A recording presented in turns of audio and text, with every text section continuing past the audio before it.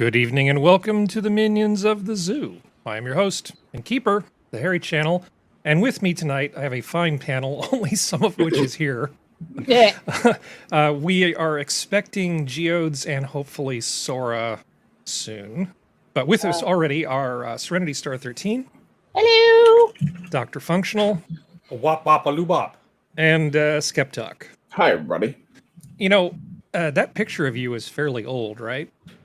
No, that's last week. That's last week. I've actually been tempted more than a few times just to, pull a picture of me when I'm 20 and go, here's my picture. Yeah, that picture is, I am 21 years old. It's a baby. I have graduated from Northwestern University and am about to graduate from OCS. And they were taking our commissioning pictures. So that is from 1974. Just to have that new officer smell. Yes. Yes, indeed. Hello, Sora. Hello. Good evening. You're that skin thing from Doctor Who. Lady Cassandra, yes. Lady Change it from last night. Back when that show was worth watching. Hey, that was Christopher Eccleston. That's my favorite Doctor. Oh, yeah. Mine too. Mine too. Well, I don't know if I'd say he's my favorite. He's probably one of the better actors. Definitely of the new breed of Doctor Who's, he was definitely my favorite. Mind you, I still love Tennant, but there's just something about Eccleston I always liked. Yeah, Eccleston was I agree. he was too good for that show in a lot of Yeah, ways. he was. But anyway. I could talk about that kind of stuff for a long time. I have a feeling most Same. people would not want to hear about it. So let's see. We have a bunch of stuff, and we might as well just get this out of the way. I only added this because I thought it was newsworthy, and you guys might want to chat about it. But if you don't want to chat about it, that's totally fine. Uh-oh. No, let's do this, and then we do this. So Britney Spears is no longer in conservatorship. Yeah. Yeah. She's finally free. Let's hope she ruined her doesn't. life. Yeah, let's hope she doesn't do anything to ruin it. I'm just surprised how many people still sort of care about this. I mean, I think it has to do with the fact that for a lot of us, Britney was kind of our teenage years. And there's something that kind of sticks with you. Because that was for those who weren't used to a chaotic time, that was the late 90s, early 2000s was a little odd. Between 9/11 and everything else and all that kind of stuff. Americans are funny. Yeah. Follow stories like this. I think what you're seeing is actually something fairly rare in this genre, where you have a star who lost it all basically, and got pulled down off of her pedestal, and everybody loves to see that. They love to see some snooty, snobby star, get taken down a peg and see them, run into the dirt and have their face mashed around in the dirt for a while. And then what they also continue to like is they'll get behind that person who they formerly despised and love that they're making a comeback just because they just let the serotonin hit. That's what I think it is. So I'm talking too much anyway. So that's just what I was thinking about that. That's a valid point. I think it.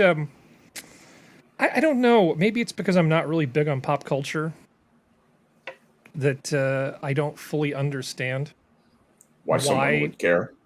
Yeah, I mean, why this thing has so much legs. That people really are so incredibly invested in this.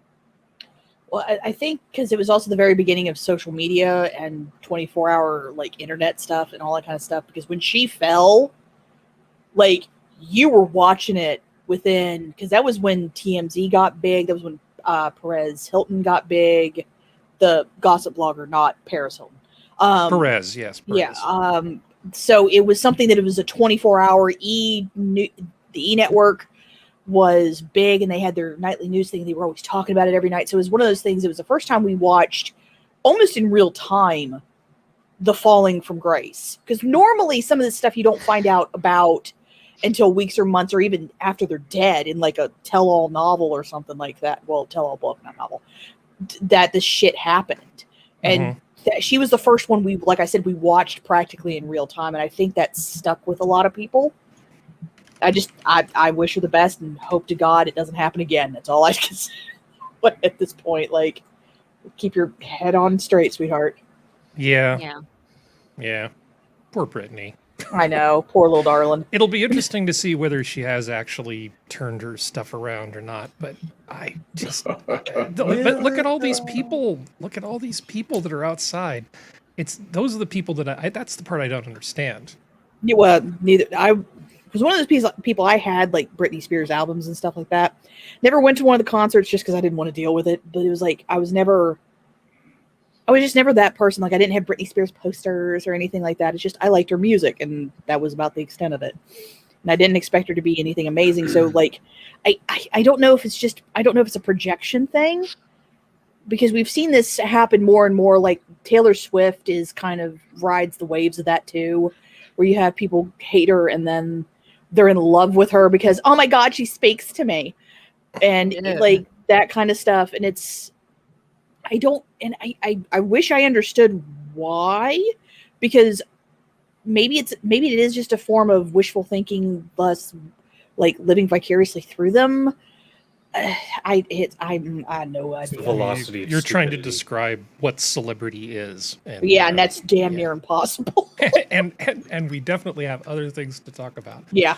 Well, anyway, so everybody's done talking about Britney Spears, it sounds like. So this happened. Apparently, the Loudoun County Health Department had to put out a notice because some pharmacy in Virginia gave a bunch of kids the wrong COVID vaccine. Oh, Oopsie. no. Someone's gonna get fired. Someone's going to get lynched. Well, they ended up losing. This was at the TED Pharmacy. Now, that just sounds creepy to begin with. And a bunch of kids got like the wrong dose of this stuff. So they're like, well, go to your doctor and we'll figure out how to get you vaccinated at this point. I don't know. Isn't this some kind of double jeopardy thing? Like, you already got your shot. Just let them go back to school and leave the damn kids alone.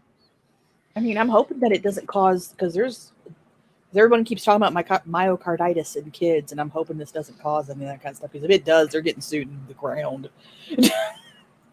Yeah. Well, and this is assigned for it by Dr. David Goodfriend. No, that sounds fake as hell. Yeah. If that is your real name. You're going to say something, Skep? Yeah, the way that they messed up the dosage indicates to me that there's some prep that they have to do on the vaccine to give the injection. I suspect there's a little bit of in the pharmacy prep that has to be done, probably adding sterile water, which is not uncommon, very, very common to have. And I bet what happened was somebody added too much water, because they said they didn't get enough of the vaccine. And so what happens is the farm tech, and you would be shocked at the lack of training that some of these farm techs that are essentially untrained people working for nearly minimum wage plus half $1 are back there, and they're measuring out, measure this much until it comes up to this line and pour it in there. Don't breathe on it. That's the kind of instruction that they're given. And so if they put 2 little beakers of water into the vaccine instead of 1 beaker of water, they've diluted it by 50%. And that could be a huge problem. Anyway, that's evidently what happened. They didn't get enough vaccine. They got a diluted amount of vaccine. It's no real harm to the kids. They're just not, if the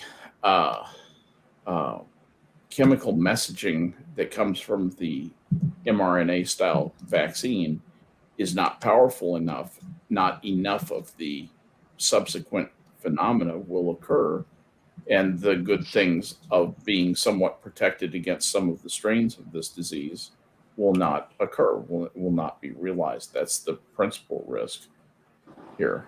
Yeah. Well, I I'm This has sorry. Go happened. ahead. Well, I was You going to say, I first. think this has happened before with the Pfizer, because this is the Pfizer vaccine.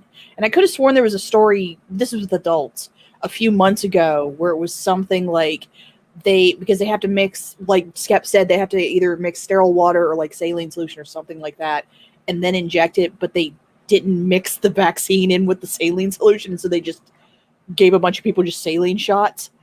That's how we get our placebo group. Well, that was the thing. That was what the conspiracy theorists started talking about, was like, it's a placebo group, they lied.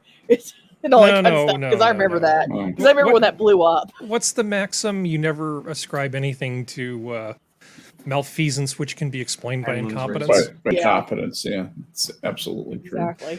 Murphy corollary. So I got my fine booster today. So I'm boy. full of high tech nano du bois. So you've had 3 shots now?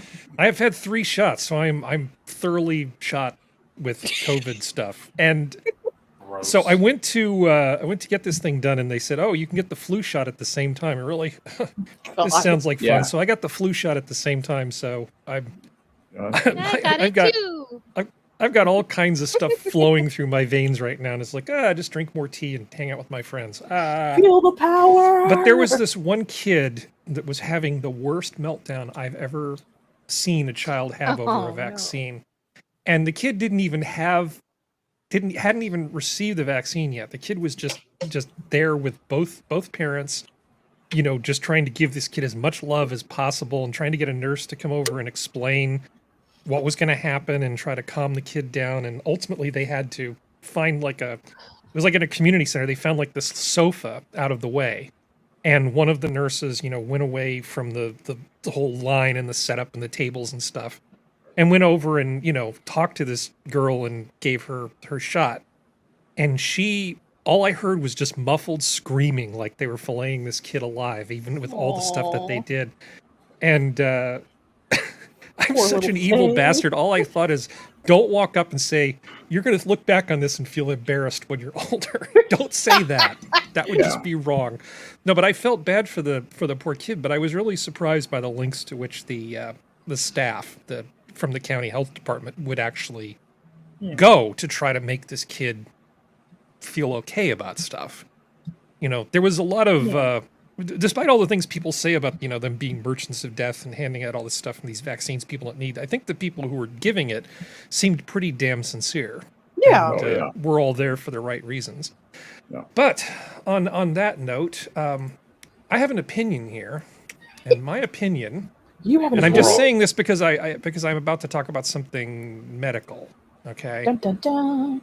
So I have this queued up, and I'm going to just put the link in here. I'm not going over all of this stuff, but it's my opinion because people talk about, should we be vaccinating these kids, the young kids? Mm-hmm. And you look at what the risk is versus the unknowns of the virus, right? We have some data on safety and efficacy of the vaccines. And it seems to me that we're vaccinating them a lot more to protect the older adults who come in contact with them than we are to protect them themselves.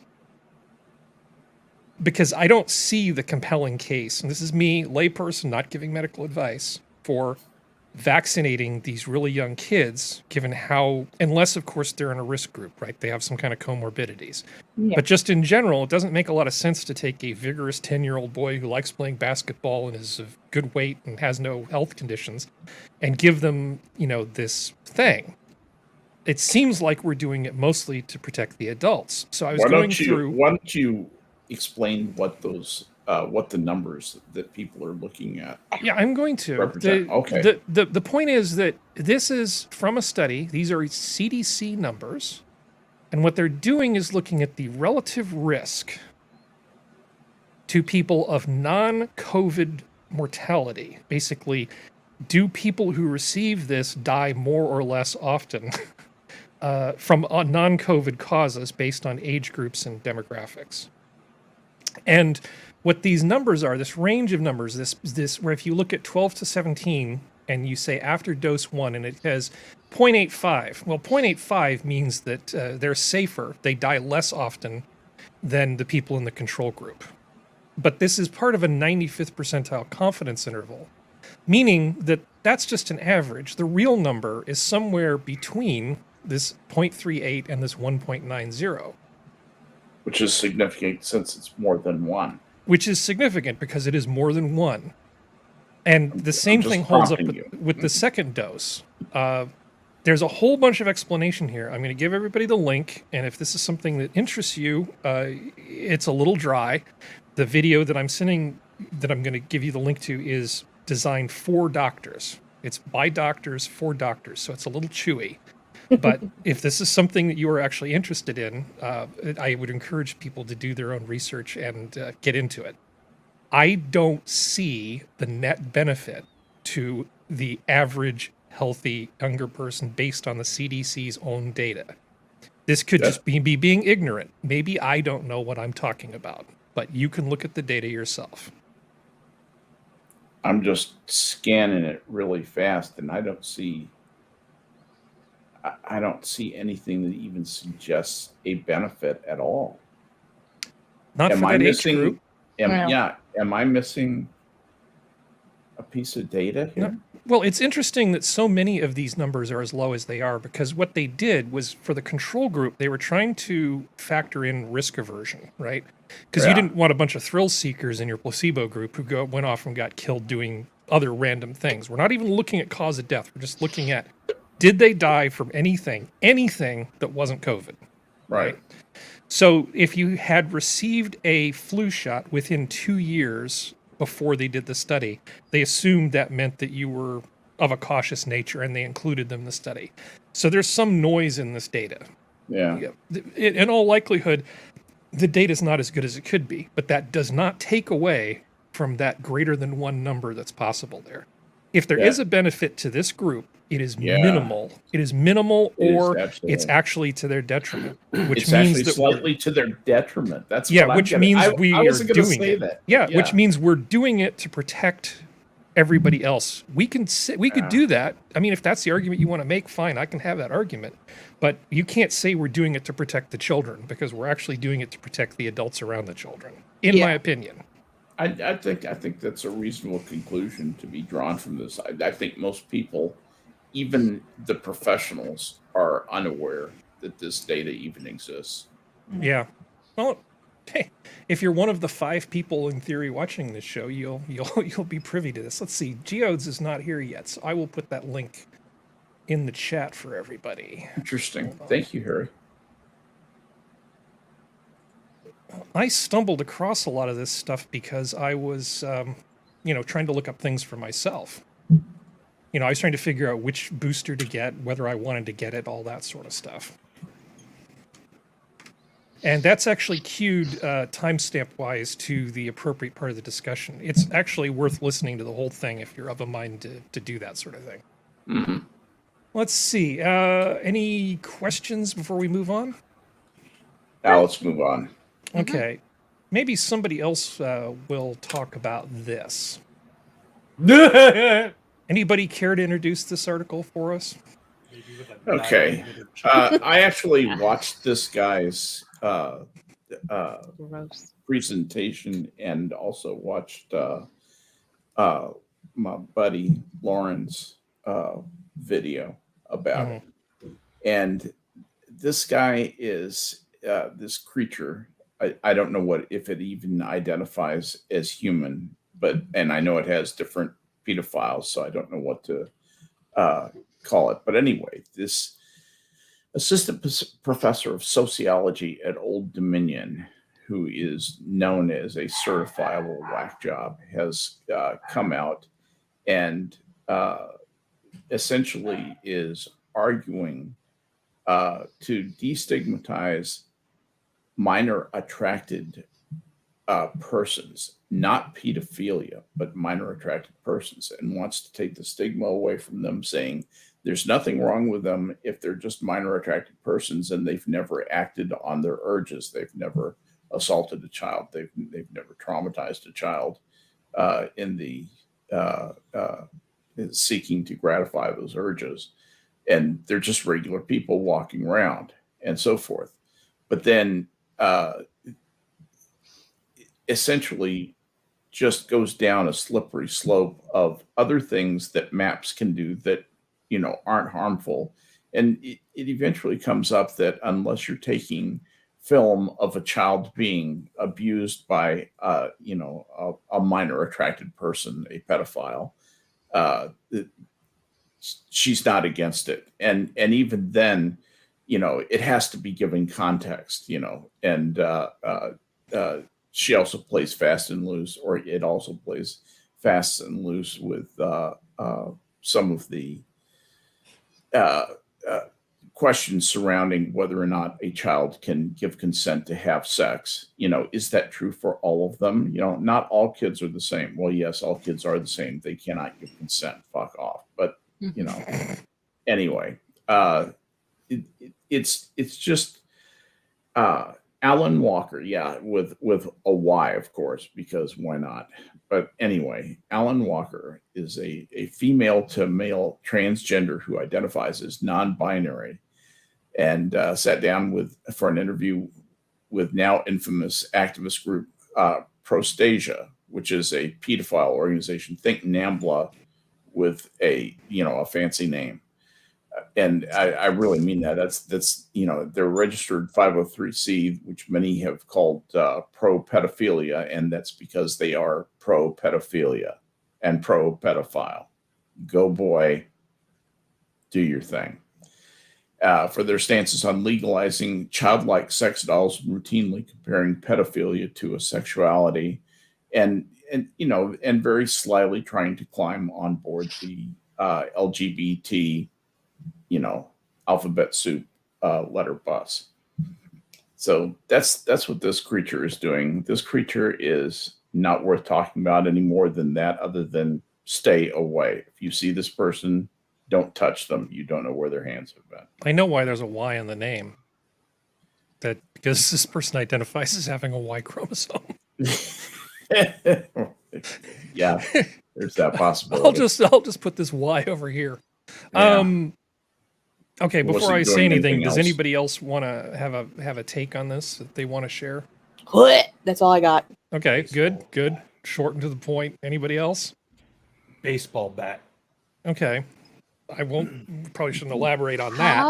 How is I this thought we were person picking our allowed? weapons of choice. How is this allowed? Well, Freedom of speech. it's totally legal to say really, really, really stupid things. And I suppose you can't, get fired from your assistant professorship. It's because the way I see Not it at is Old Dominion. I don't know what Old Dominion, I was just going to say, is like, what their politics are, but I'd be casting, fine, they're small fry. I'd be hitting Old Dominion University saying, oh, well, they are obviously pro-pedophilia at this university in its entirety, and see where that takes you. But if It's they're a very old and very liberal, very, very woke university.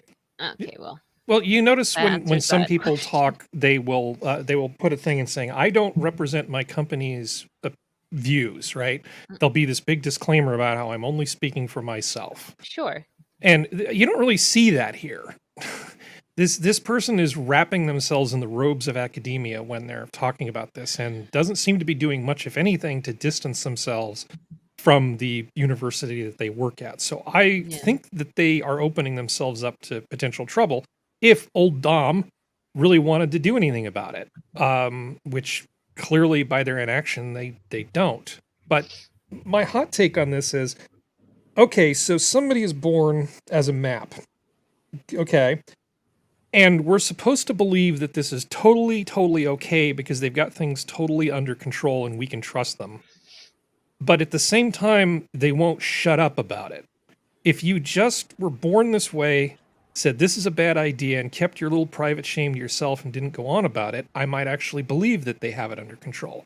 Yeah. But the fact that they need us to pat them on the head and validate them for not doing this thing that they totally, totally have under control but can't seem to shut up about. You see my point? It's all very circular. It's like, what is it? Press X to doubt. It's sus. This is not the way somebody behaves when they've totally got something under control. Well, I mean, the same thing, and I'm not like actual people who are trans and LGBTQ and all that kind of stuff. I'm not saying this about them. I'm saying about the trendsters ones. Well, I Like- don't think trans really has anything. I think the trans is just a side thing. We are Well- not implying that is the cause of the. Yeah, no. pedophile stuff. What I'm saying is that it's like the people online who like they have their pronouns in their bio. They constantly talk about I'm gay, non-binary, bi, whatever. The ones who just won't shut up about it.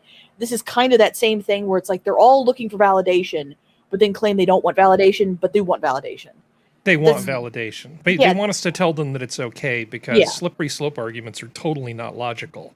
Or even worse, they want us to raise them up on a pedestal and go, "Oh my God, you're so amazing! You fought against so much," that kind of stuff. Because that's what it feels like sometimes. No, with some of them. it's just nonsense. It'd be like me going around talking about wanting to kill a hobo and then patting myself on the back every day I didn't do it. Yeah. I mean, I completely made up an example. I don't have anything against hobos necessarily. But, I mean, getting credit for not doing something you're not supposed to do, Yeah. it's just weird. I don't Yeah. understand. I don't understand it. And we don't need to get into the nuanced conversation of how it's a different age in different countries or whatever. Let's just take them at their word. This person would love to be a pedophile if they could get away with it somehow. Mhm. Right? That's what they want. It's totally normal, supposedly, to have this proclivity. And but there's an awful lot of biology that tells us that this isn't normal. You're not supposed to do stuff like that with kids. You're not supposed to victimize children. And there's lots of reasons. There's just a lot of reasons why this stuff, they go, well, you can't prove that incest and all these other things are wrong. Well, there are things that happen in the brain that people are conditioned biologically to know this is wrong. And then we have the gray matter. We know that it's wrong instinctively. We know that it's wrong intellectually. We know that it's wrong emotionally. Don't mess with kids, and don't try to normalize messing with kids. If this person is this way, just hide it, shut your mouth, and stop trying to normalize it. I'm not going to accuse somebody. I wouldn't lock somebody up over a thought crime if they kept it in check. But this whole move to normalize this stuff is completely wrong. You shouldn't be normalizing pedophilia. Yeah. In any way, shape, or form. Well, you're no fun. I am no fun. Hard right, Harry. Okay, sorry. Damn. Damn you, Harry. Let's see. Let's see. I was going to bring this up. Nice. I was too lazy. That's the whole page. I'm sorry. I'm terrible. Hey, Functional, are you ready to do that thing? The thing with the thing and the thing and the thing. It's your thing. Oh, did he step away? He is muted. He's muted, but he didn't say he stepped away. So I don't know. Okay, let's see. Well, Bill, tell we can circle back to his special segment. Circle back. here. We're gonna We're circle gonna You back. notice that has not come out of her mouth since they started making fun of Jen Psaki. She's not said circle back. Oh, I'm going to say it until she no longer has a job. Yeah. I think it's excellent. So you want me to do my thing right after that garbage? Yeah. Because won't somebody think of the children? It's literally in the block titled "Won't Somebody Think of the Children." I figured after that we would have a palate cleanser, Have fun. which It's is functional. your thing, so that we can stop thinking about the creepy pedophile. Woo! Yay! There we go. All right. I think you have to get him big in him there, sir. Yeah. There we go. All right, so this is part 3 of the look at school lunches, and Functional got, I think, probably the most fun part of it. It was pretty fun. Yeah. So, we talked about the history where it started in the US, and funny enough, a lot of other countries seem to have developed it at around the same time frame. And then we got Skep's look at what's happening, today. And what we wanted to close off on was, not only what other countries are doing, but where the United States or the West in general can improve. maybe learn a little bit of the good parts. So currently today, I found this website that does a little webinars on what other countries are doing around the world. But they had a really good set of data for what's currently going on in the world. And currently, over 388 million children in at least 161 countries. 83% of all countries globally receive free or subsidized school meals at school, according to the World Food Program. It's funny because I'm going to get into this a little bit later. Canada is one of the only members of OCED without a national school food program. And like I said, we'll get into that a little bit later because it's kind of an interesting tidbit. Why? Yes, there's no like specific food program, but we do things in other ways. Let me find that window. And so I first want to look at the 10 best lunches in this Insider article, as well as some of the underlying costs, what goes on with these countries. So if I scroll down, where are we? My window's weird. Or is it just full of ads? Yeah. Yeah. My God, it's full of ads. I have an ad blocker. Why are they there? Don't worry about it, man. Just Okay, so we're gonna start with Japan. Well, it's weirding me out because I'm not used to seeing it in this format. Anyway, so first we're gonna start off in Japan. Oh, you're so cute. One of the great, I know, right? One of the great things about what they do in Japan is that they get the kids involved. Obviously, the younger kids, like you see in that Shutterstock photo, the really younger ones, they're not going to be prepping meals and doing that kind of stuff, but they are serving. They do other things as well, like cleaning. So they're responsible for the cleanliness of the classroom that they're a part of. And it really all comes together in giving these kids at a very young age respect for their environment, for their community, because the classroom is, you know, a small community of their peers. And in Japan, they pay about $250 American per lunch per child. So keep that in mind. This is one of the Singapore. No, can't deal with these ads. Sorry. This is from Denver, Colorado. One of the many places that also the kids learn how to grow their own vegetables in school. Most American gardening programs like this don't really do enough volume to support the entire lunch program. Unlike in some schools in more rural spots of Japan, where they have full-on gardens to support the program, and the head chef will take about 2 months, a month or two, to plan out these meals ahead of time, depending on what is going to be in season. And they don't have the kids work in those fields, obviously. They have smaller is gardens. that per school, or is that per district, or how does that? What organizational level are we talking about? This is by individual school. Okay. They're given the funds to run these programs, and then the individual schools decide where they are going to allocate the funds and how they're going to unroll this program. But there are a lot of Japanese schools that do this, and they will have a smaller garden where the young kids can actually learn about gardening and stuff. Doesn't that look delicious? This is what Singapore kids eat. In Singapore, they usually do between breakfast and lunch, also do dinner, because in Singapore, the parents are typically, even when it's two parents in the household, they work very, very long hours in Singapore. So they get a full menu for their kids. And I I believe it was a total of $6 per day per child. That's not bad. So how much is it? You say $6 US between 3 meals a day per child. Oh, so $2 for breakfast, lunch, and dinner? Wow.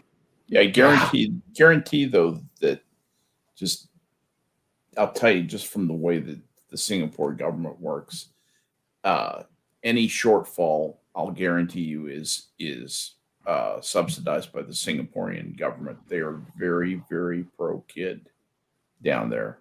Yeah. Yeah, indeed. And that leads me to my last point about Singapore is that typically more wealthy families kick in more.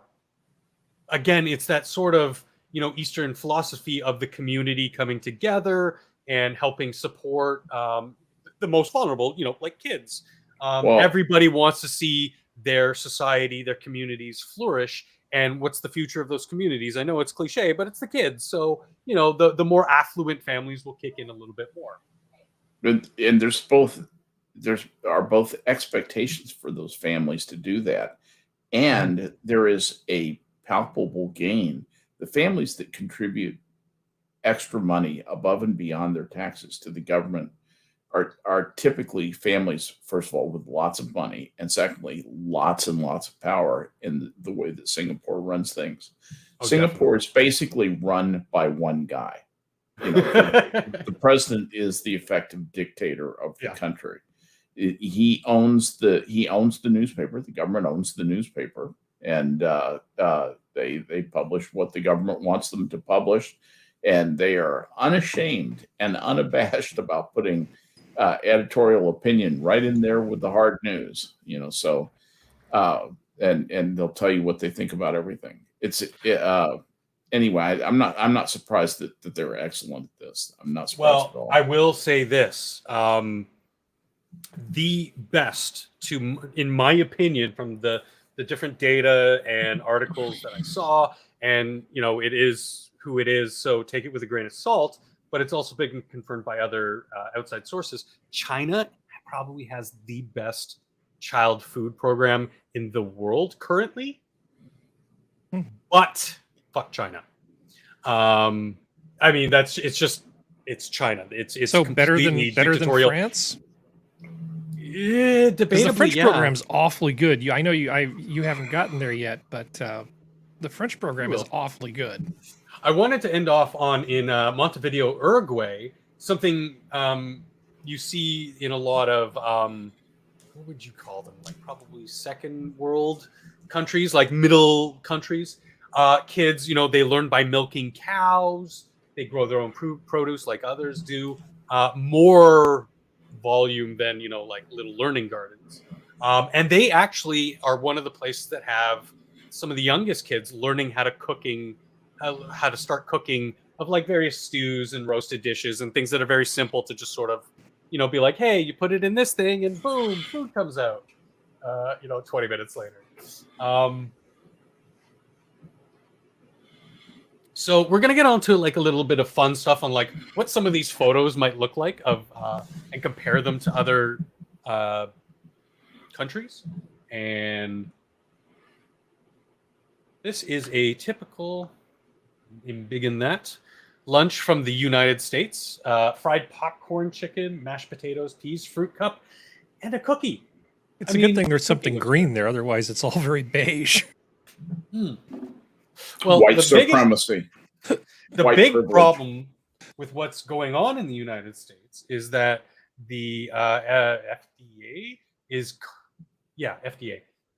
constantly being lobbied to change definitions of what counts as a serving of vegetables. So those fried potatoes right there, or that's fried chicken, that counts as, like protein.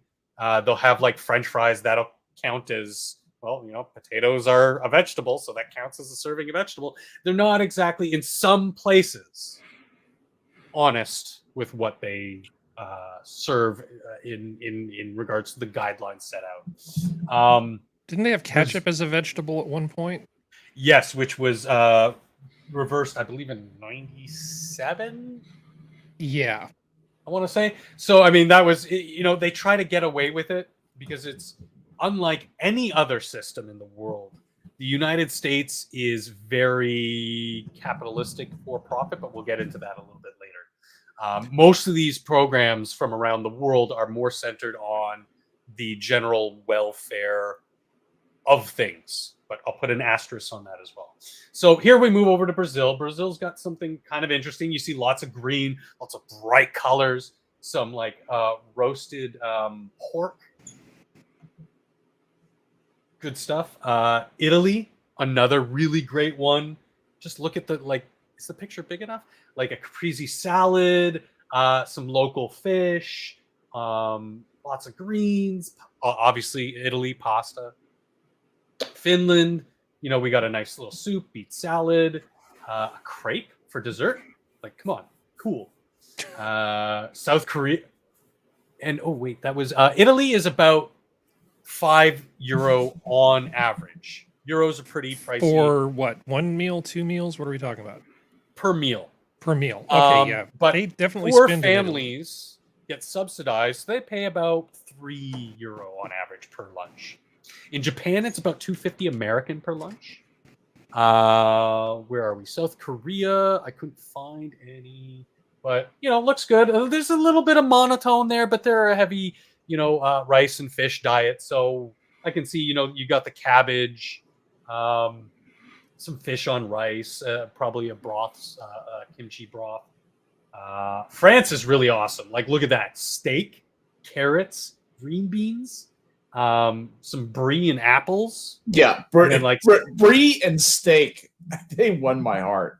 Yeah. Like, I mean, yeah, Harry was like enthralled with France's because, I mean, they do such a great job. I would contest that them and Japan probably have the best programs for very different reasons. Because the French know how to eat. Wait, Jar Jar wants to talk. What is it? Yeah. Sorry. I was just saying, like, looking at all these delicious meals, you know the kids hate them. Because kids are kids. No, but that's the argument that they use in the U.S. If you go back to the chicken nuggets and dinosaur-shaped chicken nuggets and the crap that we're feeding our kids, the argument that they will use is that, oh, well, we don't like throwing. If we give them good food, they won't eat it. They'll just throw it away. And we don't want to do that because that would be a waste. If it's put in front of them, and these are countries that for the most part tell your kids you eat or you don't get up kind of thing, you don't have recess, they'll eat it. Well, maybe give them more than a week to try it out. Oh yeah, you know, I think that they just I think the Americans give up too soon is part of the problem. Or but anyway, they're looking for them. They are expecting that reaction and just wait until they're justified. Yeah. A stark contrast to what happens in Japan because they have such a strict sort of regulations on advertisement, and they at a very, very young age they instill these morals and good eating habits very, very early, so that this is just normal to them. Same thing with the kids in France. This is just sort of normal fare for them. They're not being, most of the time, not being fed, you know, chicken nuggies and fries with gravy. Yeah. Like, it's just sort of... It looks like the dinners, more or less the dinners I had when I was little from home. Mm-hmm. Well, that's the thing. It's the point of you instill these eating habits young, and then these kids will keep those habits later on. However, again, in stark contrast with Japan, once those kids grow up and get out of or get to like the later high school years and get out of high school and stuff like that, then that's where you see drastic uptakes in these kids' diets of high saturated fat, salts, sugars, all the bad, you know, the Western shit. Because then they start going to KFC. They don't do it as much as Americans, but they still have an obesity problem because these good eating habits, while they still kind of maintain in their later years, they're still indulging a little bit more than they probably should. Obesity is only one factor to look at, right? So food is incredibly abundant, and humans evolved in times of scarcity. So there's a basic problem with obesity. If you set obesity aside and just focus on health, just general health for the time being, it's clearly not a good idea to feed kids mashed potatoes and chicken nuggets and expect them to develop strong bones and good brain cells and all the other things that come along with it. Mhm. A lot of the obesity thing is just that food is incredibly available and we've reduced the amount of physical exertion that people put in. People do not spend as much time exerting themselves now as they did 50 years ago or 100 years ago. Yeah. That's just a fact. And our diets haven't adjusted to go along with it. But the obesity thing, I'm just saying solving the obesity problem with better school lunches might be too high a bar to set. That's just me thinking out loud. It's not the sole solution, but it does help. Oh, it absolutely helps because you're at least giving them a fighting chance to learn how to eat properly. Definitely, definitely. Like, I mean, like these kids in Greece and like nice chicken, stuffed Oh leaves. God. Ukraine, which they also didn't have exact data on how much it costs per lunch, but it's about they hover around €2. It's Ukraine. It's typical fare for Ukraine. Doesn't look as bright I or want vibrant that. as the French that. or the Spanish. Oh yeah, definitely. Give me that right now. Gazpacho, Oh, sauteed God. Yeah. shrimp from the I'm going coast. to elementary school. I'm salivating over a However- Spanish child's Yeah. school lunch. How I want that gazpacho right now. Get in my belly. Get So here's one from the UK. Brussels cabbage, rice, and peas with yogurt and berries, fish cakes. We got more France, blah blah blah. A lot of repetition. This I sent you some stuff on the UK, and I think one of the things I sent you was the UK is probably more hit or miss. Certainly at the private schools, you can get a very, very high level, probably on par with what's going on in France. At the public schools, it's a lot more hit or miss. They're a little bit more like the Americans, but they aren't paying huge amounts of money to Taco Bell and Pizza Hut to get frozen stuff. You were talking about that profit motive. Sorry, I didn't know you were going to get back to that at some point, right? The profit motive, the fact that these schools in these other countries, they have a kitchen and they have staff and they have to feed people. And even at least with Paris, they have sort of a municipal system for the public schools in Paris where they plan menus and stuff, but it's still produced. There's still like a kitchen at the school more often than not. But in the US, the schools have gotten out of the business of producing this more and more. They privatized it.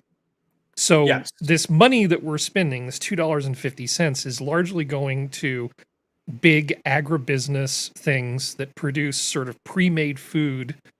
And it's worse at the smaller school districts than the bigger ones because a lot of them just can't afford anything else other than Pizza Hut, that comes in a freezer and they heat it up. And it's like eating airline food for lunch every day, which is just terrible. Yeah.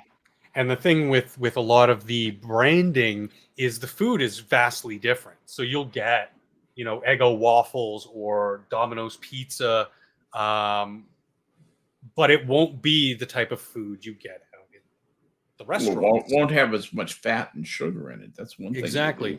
But it's psychologically conditioning them to be customers later on. Like we said, the last segment last week on Skeps, they get that sugar rush, that fat rush, and then they acclimate to that food at later stages.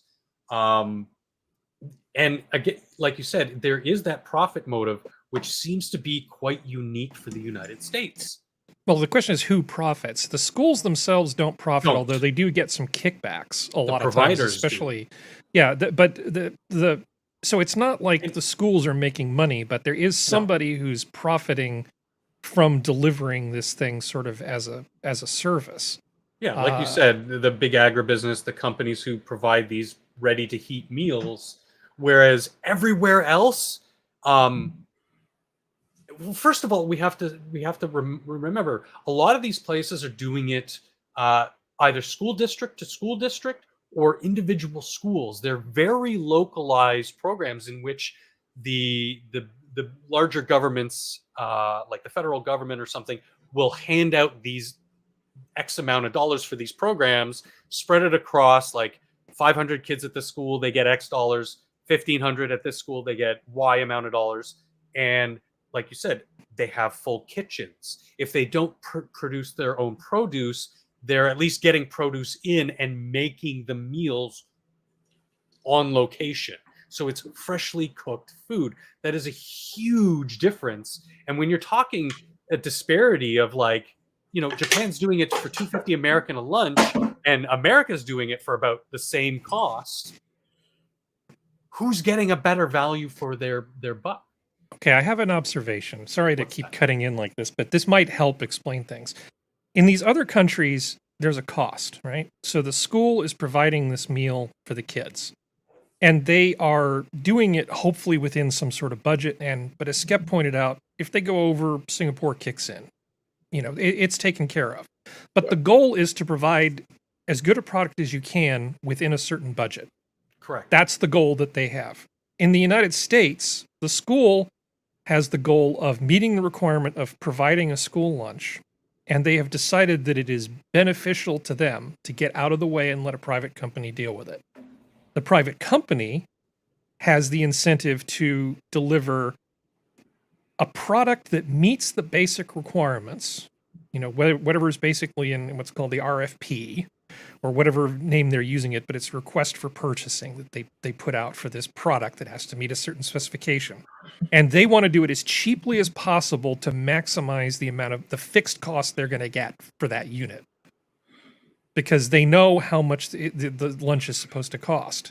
So the people providing the food, their main incentive is profit, not to provide the best meal they can within the budget.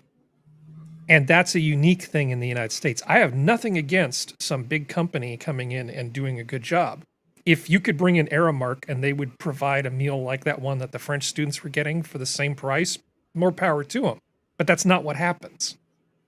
They get chicken nuggets and mashed potatoes instead, because their reason for doing what they're doing is purely profit driven. Whereas the schools are probably much more focused on delivering the best thing they can within budget for the kids. Sorry, that was a little long.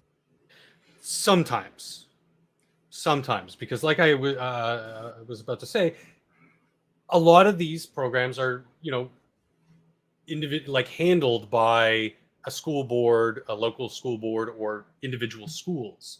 So, you know, we saw some of these pictures about, you know, what the food looks like and blah, blah, blah, blah, blah.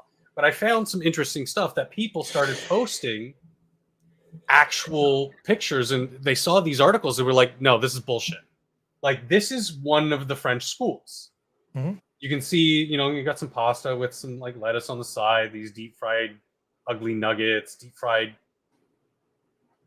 fries with Pommes slimy broccoli. I mean, it doesn't look nearly as good as that other one. So that was Ukraine. This is what somebody sent from their kids' school lunch in Ukraine. So Ukraine, the prisoner's lunch. Mm-hmm. I mean, but this is what one school board was feeding their kids. You know, you got a little bit At least of a it's not pickle punishment loaf. So, you know, there was one American school meal. This was what they were advertising. This is, you know, this is what they're advertising, and this is kind of what they got, sort of things. Like, I mean, there is some good there.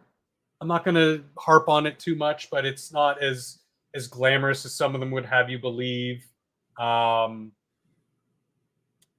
This is not the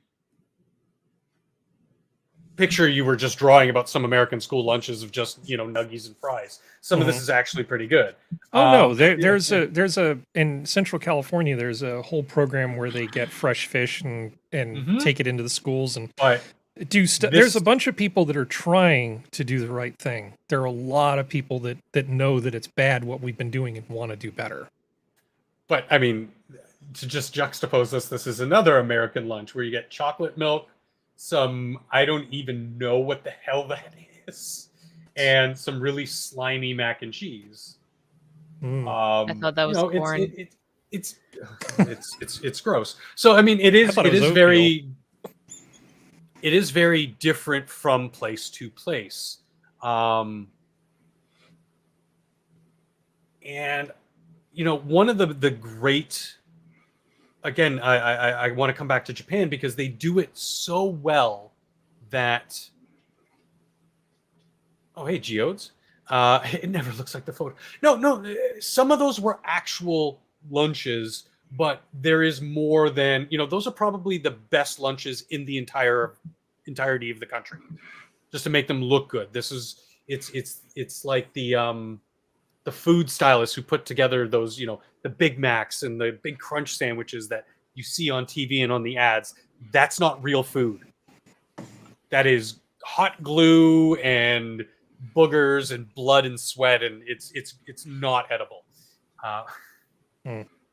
So, as I was sort of hinting at earlier, Japan likes to incorporate their lunch program with their educational curriculum.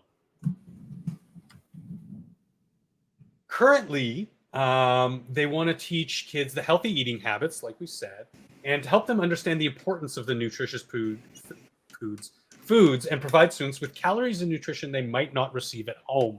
Because again, Japan is a very hardworking nation. A lot of parents are working very long hours, and there was problems post World War II that these kids were not getting the nutrition they needed everywhere from the big urban centers to the rural areas where food is even more plentiful and more, there's less processed foods around. It is mandatory for all kids in Japan. And while it's not free for all students, again, the more wealthy, affluent, above middle class, let's say, kick in, whereas everybody else just sort of gets subsidized through their taxes.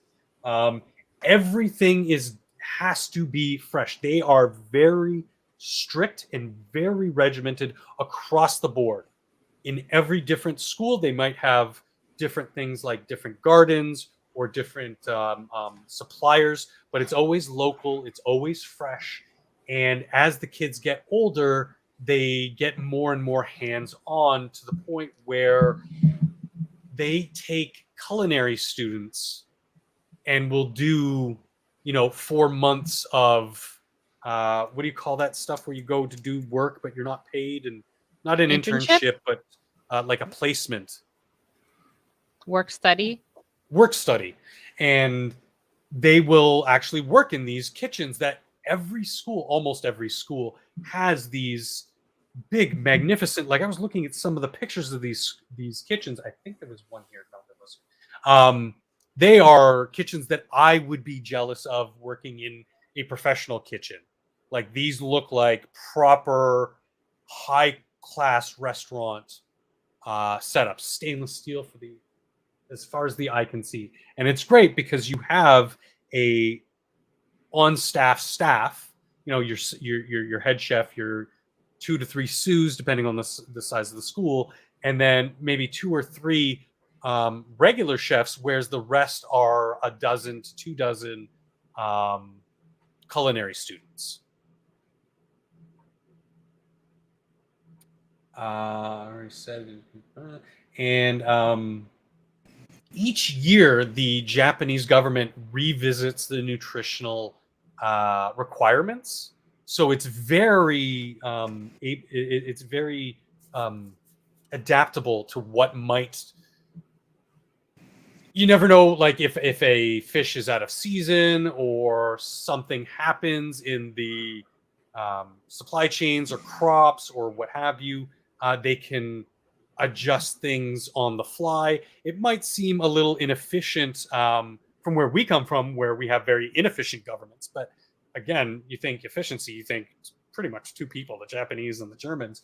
And the Japanese are very adaptable, and there isn't very much pushback in a program like this for the Japanese, because they take this as a sort of civic duty to provide for the children. So how do we fix the situation in the U.S.? Or I think that was the conclusion, right? Yes. Let's skip France. So there's these programs that are popping up all over the United States, and they're trying to make this difference. This is just one, Food Corps. You know, they are very localized programs that help make the change from these pre-prepared processed meals that you just reheat into starting community gardens where kids, parents, siblings, anybody can volunteer to provide fresh produce, to fundraise, to get kitchens built. Whereas Domino's might do fundraising to get kitchen equipment. The more you buy, the more points you can save up to buy a big steel mixing bowl after 3,000 pizzas. Like, these are actual programs that take that sort of mindset of, hey, we want to get away from a for-profit model and be more centered about the nutritional requirements, the quality of the food, and the availability of the food. So a lot of them are starting, who have very small gardens. They get the kids to get hands-on in that, you know, following in Japan and France's example. Another one. This one was really interesting because they're in New York City. And I thought that if New York City can do this for a school and create gardens and give these kids not only the education of all the levels of this, but give them the experience of what it means for this food to be grown and then get to your plate, how long it takes, or at least a photo op. Or at least a photo op. So a lot of these have been having great success in. We were talking previously about the obesity rates, whereas there haven't been mega dents being hammered into those obesity rates. It has made some speculation that it has been making a small inroads because anecdotally kids are going home and they're telling their parents, you know, hey, what do you want for dinner? Oh, I want Brussels sprouts and chicken. Like, okay, sure, anything to get you away from the pizza and the McCrack. And you know, these nonprofits are growing like wildfire because I think parents, to sort of relate to other things that have been going on in the news, they're becoming a little bit more aware. They were becoming a lot more aware of this stuff in the late 90s or aughts, and now these programs are everywhere. Yeah, which is good. It might be interesting to see if there's any positive change, like in a year or two, assuming we're still doing this in a year or two. Yeah. Well, compared from, I want to say it was 2007 to 2021, the amount of programs like this popping up nationwide in the United States has tripled. So that's pretty good. I think that that's pretty good. They're making inroads. Like I said, people are, and there's one major thing that, you know, just to put the sort of icing on the cake in this, is that the old saying, give a man a fish, and you feed him for a day, teach a man to fish, and you feed him for a lifetime. And I think that whole, it might be a little cliche, but it holds up here because it also gets away from the bloat of the bureaucracy behind handing over the program to a business, opposed to getting the kids involved and the parents involved. Yeah, decentralization would not be such a bad thing because nobody in Washington is going to know what's fresh and local in your town. There's no way they can plan and nutritional stuff out for you. requirements will vary from rural Idaho to downtown Manhattan. Yep, probably. What I would hope that could happen is that it does become decentralized to a point where the federal government just says, just like school choice, each child gets X amount of dollars. When they attend school A, that money goes to that school for that child, and then the school has to basically just give here's the proof that we spent the money on the children. I think it Well, happened. That's awesome. I think that's it, right? Or is there Yeah. more?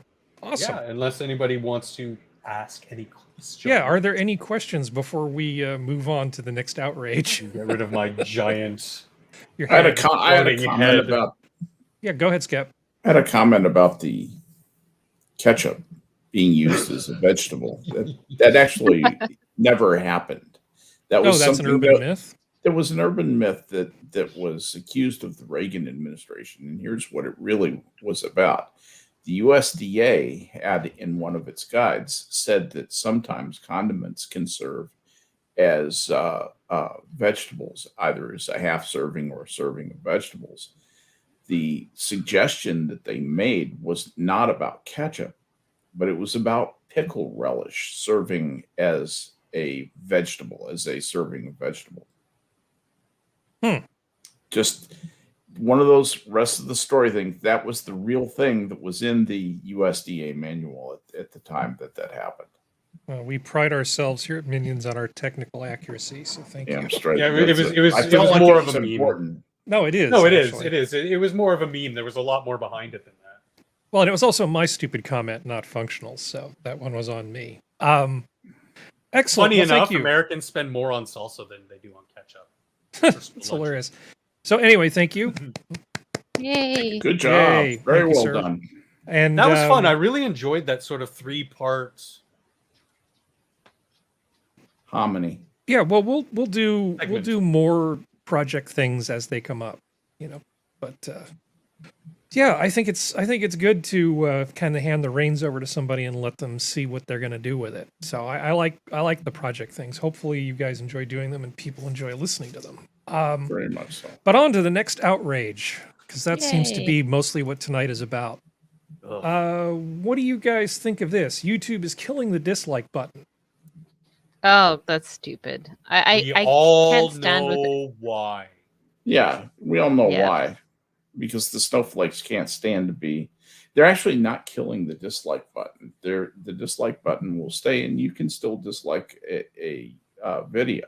You just can't know how many other people disliked it. That's what they're taking away from you, is your ability to call up the number of people who disliked it. So you can still punch the dislike button and register your dissatisfaction. Just nobody's going to know But including the how many creator. dislikes that they have. I don't know that the creator has visibility or doesn't have visibility. That's actually a good Because I point. have seen some smaller creators who are like, no, I want to know when I'm doing things right and doing things Well, of course. wrong. I Yeah, think like I said, we all know why. It's so that we can't see how poorly MSNPC or CNN videos or the Biden videos, town halls getting mass downranked. And people Yeah. go, see, nobody likes this crap. Yeah. Well, Phil DeFranco was getting Murdered. disappointed by. Yeah, he was getting murdered. So Their big go-tos are getting murdered in the ratios, and people are drawing attention to it. They don't like that. Yeah. Well, there was one example from earlier in the year, which where the Biden administration didn't particularly like getting ratioed. And I think it's really easy and kind of appealing to just go, oh, it's all about Biden, it's all about the White House, it's all about this sort of thing. I think the argument that they're making is that it's to protect smaller creators. And of Which is course, this Always the argument they make. that's always the argument. So because I guess if some bedroom feminist writes a little song and, plays her guitar and sings her little song, and then somebody makes fun of her, that's going to make her sad, because she's going to get ratioed that people didn't like her song. That's the story that they're trying to tell. But I really think it has a lot more to do with Sony coming out with a movie and everybody saying Ghostbusters 2016 looks like hot garbage, or YouTube Rewind getting ratioed into oblivion. And it's Yeah, like there's the, a lot of the money and most ego behind it. downvoted video on YouTube or something like that. It's pretty amazing. Well, But as a see, practical the matter, way I hate when they use that, like, oh, it'll be the small creators their heart will be broken if someone ratios them. And this is a little bit of a joke comment, but at the same time, it's legitimate. Think of Rebecca Black. She was laughed off the internet and yet still came back and is still doing music and is still uploading videos, more produced. She grew up, got a little bit of vocal coaching, etc. And she's back, and she's, maybe for a very long time it hurt her feelings and she had to go do things. But hey, she's back. I mean, if Rebecca Black and her stupid Friday song is able to still be okay a few years later, I mean, I'm sorry, or get off the internet. You don't belong here. We shouldn't have to cater to you on a platform that you voluntarily choose to come to. But well, I mean, it's not like Meghan Trainor I've got lost ratioed. patience with these people. It's my problem. Yeah, but Meghan Trainor didn't get ratioed, right? I mean, wasn't she another one of those up-and-coming little YouTube pop star things? But people actually liked her music, I thought. Rebecca Trainor. Black's... Wasn't she like a one-hit wonder? Wasn't she something like that? But she didn't get ratioed into oblivion. She was a really YouTuber. Rebecca Black was terrible. But that Fridays song with the painful auto-tune and the cringy everything, that was a terrible song. It deserved to be ratioed. Because that way... Fine, no, when people see a video, like I'll go online and I'll say, okay, should I watch this thing? And I'll think, this sounds like it's going to be nonsense, right? I'll look at a video and think this is probably going to be terrible, or I suspect it's just clickbait. And then you click on it and you see like a 3-to-1 dislike ratio.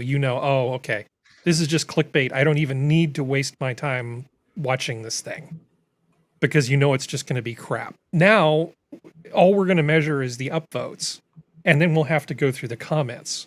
So I can tell you right away that on a lot of videos where I don't know if it's going to be worth watching or not, I'm going to look at the top comment, and if it's negative, I'm just going to not even bother hitting play. Because why should I waste my time? They're taking valuable information away from me. Yeah. I like the dislike ratio, not because I want to hurt somebody's feelings. I just don't want to waste my time watching crap. Yeah. And it's going to make me more hesitant to look at people that I wouldn't give a chance otherwise. I'm going to play it safe because I now no longer have that piece of information. Why should I risk it on a video? Because now I just don't know. So you're saying that Susan played herself again?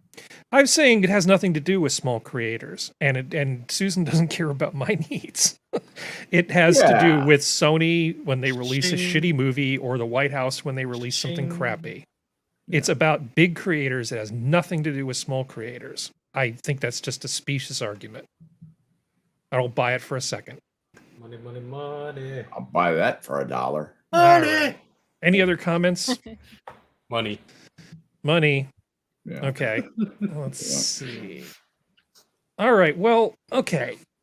Let's see. I have to be careful about this because I don't want to get us another community guideline strike. But you may have, anybody following the whole ivermectin thing probably knows that Merck, who sells most of the ivermectin in this country, came out with a statement earlier this year, February, saying ivermectin, absolutely not good for COVID. And they gave a whole list of reasons why it was not good for COVID. You can't use it, and there's no way we can repurpose this drug. There's lots of warnings and different things that go on here, adverse reactions. Now, we are talking about a drug that's had more than 3 billion prescriptions written for humans. But apparently it's terribly, terribly dangerous, according to the people who actually make it, Merck in almost this country. Wiped out river blindness. Yeah. So I just, just pointing out, what the conflicts of interest are here. So Dr. John Campbell produced a video just a few days ago, and his video was titled New Pfizer Drug and Ivermectin, where he went in and pulled up scholarly research that had been put in major journals, this is even peer-reviewed stuff that's been known for over a year in some cases. And what they did is, in silico, they used models to say, how aggressively does ivermectin bind to the 3CL protease that's used as part of the replication of the virus? Meaning that if you can gum up its ability to reproduce with this protease inhibitor, you can essentially shut down the reproduction of it. Now, one of the arguments that people say is, well, that's not the same thing as like looking at it with real people. You can't use a computer to do that. Well, you actually can. We use computers to do all sorts of things now. Like when we build airplanes, we don't make 1,000 different models and put them in wind tunnels. We do thousands of runs in virtual wind tunnels, and then at the end, we make 1 or 2 models. That's how drugs work now. We have computers that can figure this shit out. Yeah, that's literally true. They have virtual labs. Yeah. Labs that exist only on computers. Yeah, this is what Boeing does. They use supercomputers to run these things, and now they use clusters of computers, and they run it through various types of models. And because making models is slow and expensive, and computers are cheap and plentiful. So you can do the same thing with drugs. Before you go testing a bunch of stuff on people, you can say, in theory, should this even work? Turns out ivermectin bonds really, really, really well to the compound that COVID uses to cleave proteins apart so that it can use them for making new copies of itself. While remaining a terrible choice for is a therapeutic agent for COVID. In fact, we absolutely think that writing that for COVID is a terrible, terrible idea, don't we, Harry? I'm just talking about in silico what happens. I'm not saying anything about whether it actually works or not. But the point is, it's been shown that just pointing out physical principles on this primarily been on Facebook, but I see this coming to Twitter and YouTube too. That just pointing out the way physical principles work, it's considered misinformation because you're implying that something that the catechism of the overlords is wrong, and you're not allowed to even imply that there is evidence out there that could bring the catechism into question. Well, so he got fact-checked.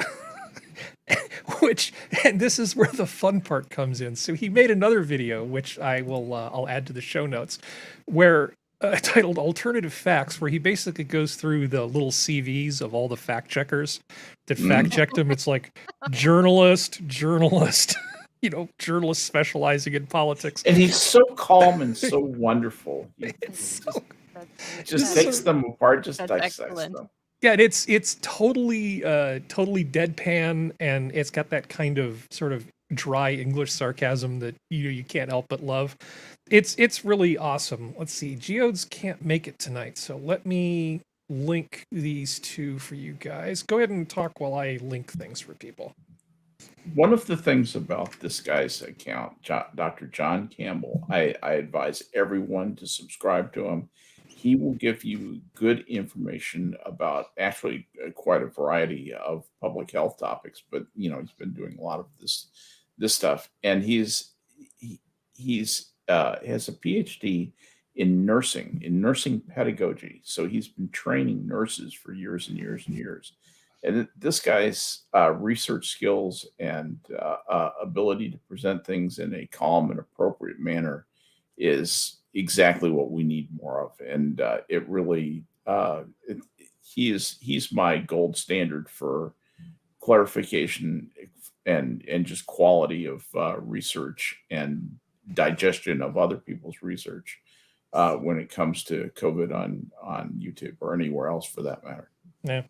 Good numbers. 1.3 million subscribers. Good. Because that information needs to get out there. Because, like you said, journalists. It's like, why is anybody listening to these people?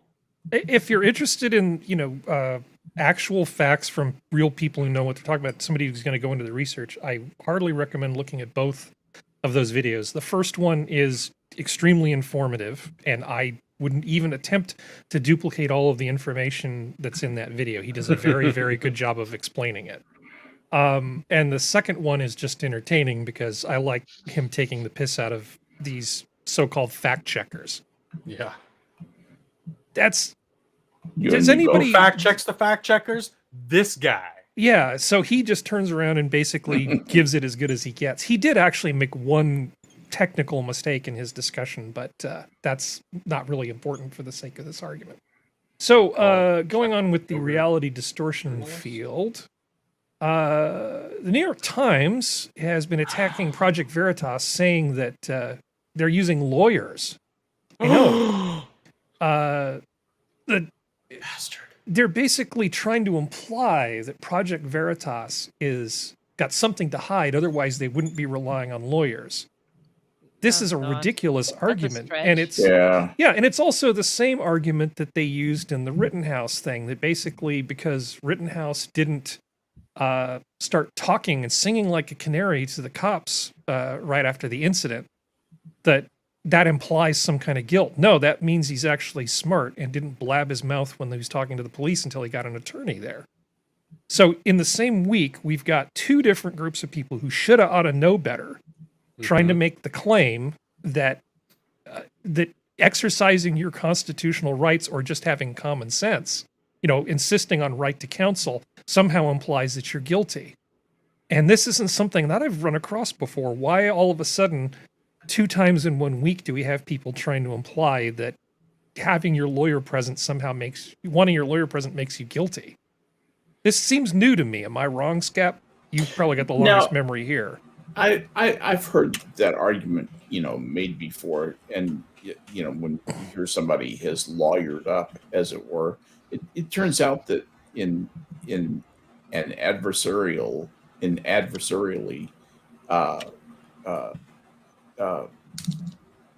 based justice system like ours, shutting up is the very best thing you can do, because the guy who has taken the Monopoly game in hand, pulled the top off the box, the Monopoly game of life, and pulled the top off the box and read all the rules and knows all the rules, is a lawyer.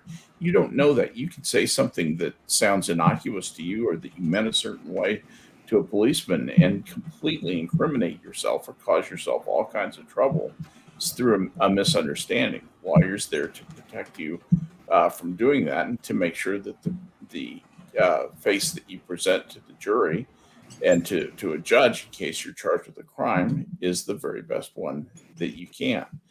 And to say that, well, he must have something to hide because he hired an attorney, almost harkens back to a type of court where there are no attorneys, and you don't get to present evidence, and you're just brought in by a bunch of people who say this guy's bad judge, and the judge sentences you. That's the kind of court most of these people who talk that way, that's what they want. Well, it's poisoning the well. They think they want it. They're poisoning the well is what they're doing, and they know that's what they're doing.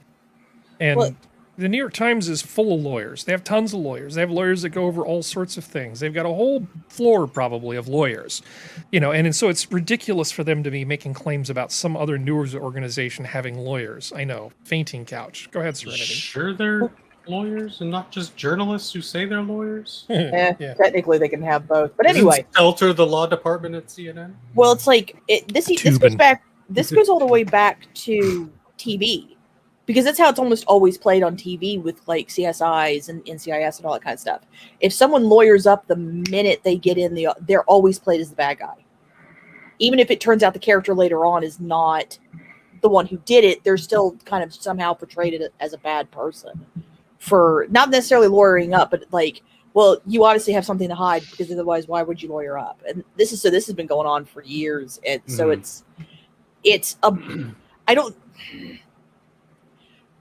if you ever get in trouble with the cops, don't talk. Just say, I want my lawyer. That's the tip.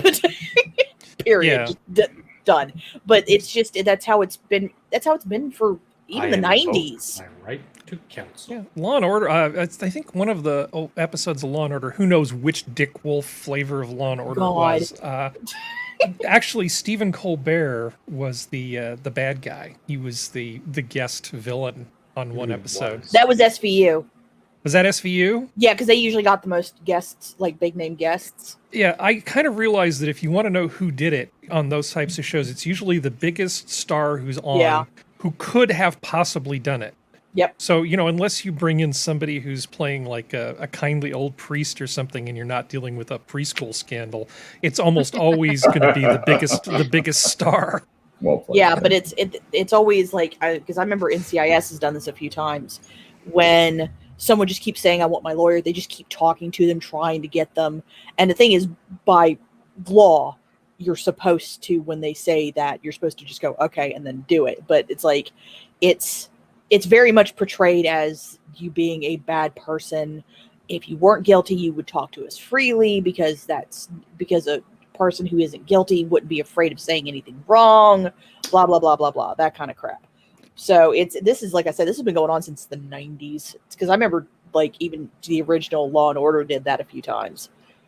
As you can tell, I like watching crime shows. So I don't think I'm not of the opinion that that the police and law enforcement are necessarily our enemies. Oh yeah, no, I agree. It's just I do indoctrinated a little bit to normal. I know, people. but I do think that sometimes the law can become this relentless machine that tries to grind people into a fine paste. Like, once the machine kind of sets its sights on you, you become a person of interest. Getting them to let go of you is difficult sometimes, and occasionally they take interest in people that are actually completely innocent. And I definitely don't begrudge anybody exercising any and all of their civil rights. I don't think that there's anything wrong with using all of your civil rights. These people who say, well, if you don't have anything to hide, you don't have anything to work. No, sometimes the law makes mistakes. And That's why you need to have a lawyer. Yeah. Not everybody has one. They often, if something happens, they will have to go get one on fairly short notice. And that's a bad process. And Hate Camel was saying it was criminal intent, so I was wrong. Yeah. He was still actually really good in it. He came off as very creepy, which was perfect. He's actually... He seems very creepy. Anyway. Yeah, he did it really well. All right. I hate that he went to Northwestern. I just hate that. I'm sorry. Sorry, Skep. Let's see. Wow, my school. So speaking of terrible things, we talk about the sunfish a bunch of times, but Yay! what the hell is this thing? That's the thing that's going to haunt your nightmares. This looks like, this makes Cthulhu look cute. This No, is, it you know, at doesn't. the start, the ads for American Horror Stories, they have those pretty women in like the latex suits. Yeah. That never actually show up in the series. They do have like the guy in a gimp suit. That's this guy. Yeah. He was at a fun party and oopsie daisy washed up on a shore. Yeah. I just love the fact that all of him is pitch black. Yeah. Yeah, it's camouflage because they're Oh, I know. extremely deep sea fish. That little thing coming out of its forehead is bioluminescent. Yeah. Acts I as thought total- I thought that was Maxine Water Yeah. slaving. Still more attractive than her. Yeah. No, this is Pretty sure was waving to her fans. And nature's gross. you guys. Nature's gross, and there are ththings in the ocean that are disgusting. It's called a Pacific football fish. Really? Yeah, What a stupid You couldn't come, because that's what it says. It's the picture says anglerfish, but then the article says it's most likely a Pacific football fish. hurl that spheroid down the field. All right. God dang. Like, what Do you have any do? more? Are they gonna like preserve it? Because that would be really cool if they do. No. Doubt it. At least as long as they don't use What's the dynamite taste? on it, it'll be fine. Eat it. Yeah, eat it. Oh my gosh. Anyway, so nature is terrible. Let's see. Oh, we're actually right on schedule now. Amazing. What did we do? How did we get ahead of schedule? Let it go, Harry. Just go with I'm it. confused. I'm confused. All right, so who was it that posted this? Was this Geodes or was this you, Functional? Ooh. This was me. Yeah. Yeah, that was functional. So say something about this, Uh, or I'll do it. Lasers. I don't have the thing open. I didn't open the show Okay. like I normally do. So basically, this is Jewish battle tech from Woohoo! Israel. They have this new system. Now, originally, I thought from this picture that it was like pew-pews and it was going to shoot things down. No, it's just a targeting system. No, it's actually an electronic warfare system that comes in multiple different flavors. They've got a land flavor, and they've got a sea flavor, and a airplane flavor. The idea being that things that try to kill you, if you can scramble their radar and sensors and communications, that essentially is a soft way of neutralizing the threat. Mm-hmm. So they're looking at spending a bunch of money on these things, which will be a lovely augment to the Iron Dome. The missiles that they keep firing at them from Gaza are so low those are tech that it so- won't matter. It won't matter. No. Those are basically tubes with a grenade on the front. Yeah, those are Yeah. nothing. But this would be particularly handy if somebody tried to actually invade them for Iran. real. Like Yes. Iran started firing, big missiles at them that have actual guidance systems. It's really sad that they have to do this to protect themselves from people who just won't let them be. Necessity breeds innovation. What can you say? I mean, if the way things are going, brilliant. America Some of the needs tech that they, because what, like I was saying before, yes, it does do the electronic warfare stuff, but it's also extremely sensitive targeting. Mhm. And there are other applications to maybe. I mean, you could develop it to an offensive targeting system. Well, it has a If it's super that cool. accurate. It has a super cool mode if you get the Scorpius T, which is the training one. And so what the Scorpius T does is it actually acts as an emulator. Third one. What it does is it produces fake targets. Did you actually hear that? No. No, it was good. just you make it. It was you Yeah, it going, was- You Yeah, going, it did some bad things to my ears. Okay, so essentially what this thing does is it acts as a simulator. It can send out electronic signals that will tell airplanes and other types of military vehicles that things are on the battlefield that aren't actually there. Mhm. It can do things like lock on to a fighter plane and simulate a missile lock. And then the people in the fighter plane use their electronic countermeasures to basically try to break free of the missile lock. So it's a training device that pilots can use to simulate electronic warfare conditions. It's like laser tag. Hey, Yeah, it's like Israel, laser you want tag. to share that? You want to share that with the United States? Yeah, this is 'Cause actually really Israel cool. says, "Go fuck yourself." well, with a certain person in they'll power, be yeah. very, very happy to share it with the United States. Oh yeah, Yeah. that's kind of the Very, arrangement. Like, give it. Yeah, we're good friends. So this There's sort a of reason battlefield why you guys exercise do stuff is actually super important because you don't go to war all that often, even Israel, and you need to practice. So if these guys can effectively practice evading like a missile lock from a surface to air battery, Yeah. that's invaluable. for them. Hands-on, so to speak. Yeah. So Yeah. being able to keep the enemy at bay is one thing, but actually making their pilots that much better than they already are is huge. And it's not just the pilots; it's people on the ground, artillery crews, tank crews, all the people, because everything, on the modern battlefield is about information, and Yep. so electronic warfare is a huge part of that. And it's like Iran starts whapping its thing around. Israel just goes, slam! Look at that shit. So anyway, Right I thought this now. was pretty cool. Did I miss anything functional? I don't think so. Okay. All right. So we're into a block I'm calling Men Are Responsible for Yet More Things, I believe. This thing is a stupid article I thought we could make fun of. The climate crisis is forcing women and girls to sell their bodies. It's never What? happened before. Never. It's a very sad, but it's a kind of a weird reason to blame climate crisis on this.